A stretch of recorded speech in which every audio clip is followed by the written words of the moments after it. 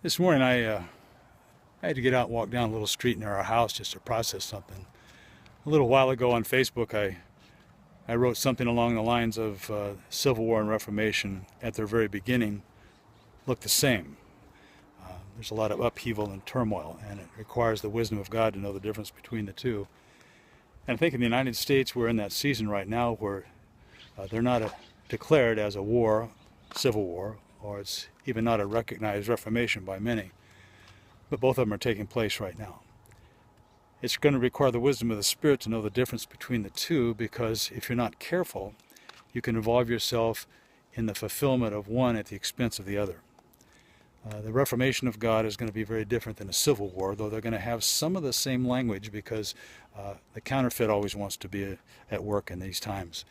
And what I would encourage you to do is to do some history, some study.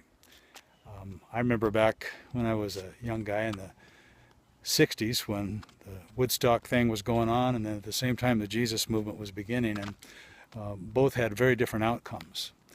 If you're not careful right now, you can hitch your wagon to a civil war and not to a reformation.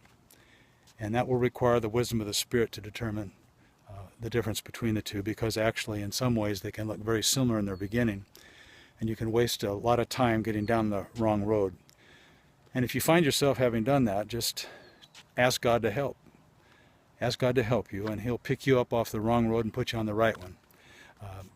There's a lot of absolutes, and then there's a lot of not absolutes, and just be careful. This is a season now of great opportunity, and as the Chinese language, from what I understand, has the same symbol for crisis and opportunity, make sure you know the difference between the two. Take care.